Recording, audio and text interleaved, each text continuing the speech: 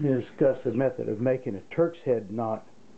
And what you see here on the table is most of the things that you're going to need. Of course, you're going to need a drill to run that drill bit.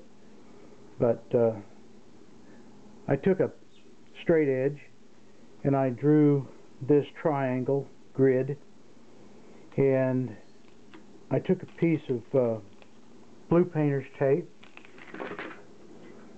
We'll rescue that guy and put it back. And I wrapped the blue painter's tape around a piece of PVC pipe, and I cut it so that it was the right size. And then I took this blue painter's tape and I used this grid to measure out equally spaced points along the painter's tape.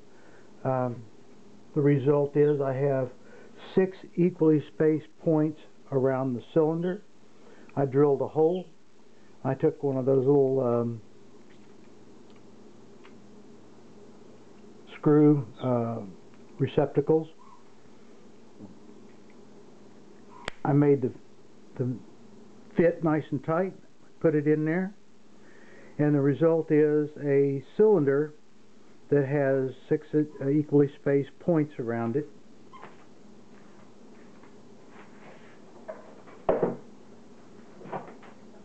The next thing I did was I made a piece of rope, and there's other videos that show how to make a rope.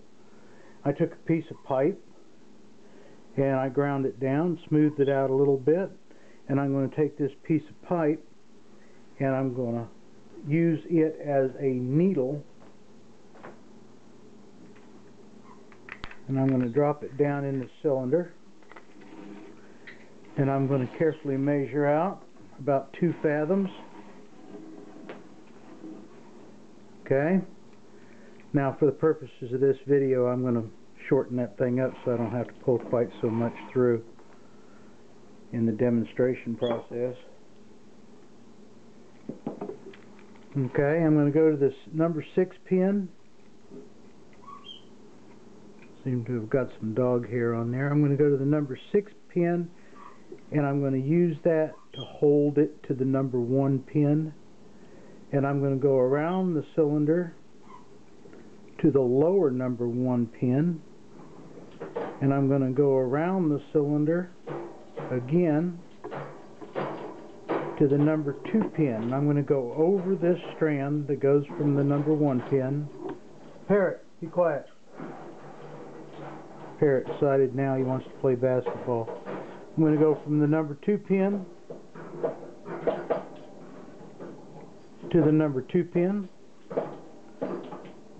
From the number 2 pin, I'm going to go under this strand, and that's where the needle comes in handy, because it's rather difficult to get under that thing. There we go. Otherwise, you can use a pair of pliers if you wish. Then I'm going to go over this strand, and I'm going to be following the nearest strand. Basically, I picked this particular design because it's so easy to do, and you don't really need a recipe to do it. I'm going to go under that strand to the number 3 pin. The number 3 pin, I'm going to go under that strand because it's opposite.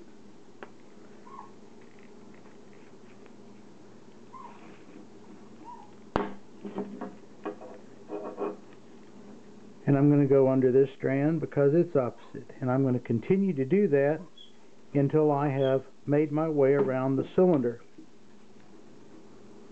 And there we have the start of a Turk's head knot.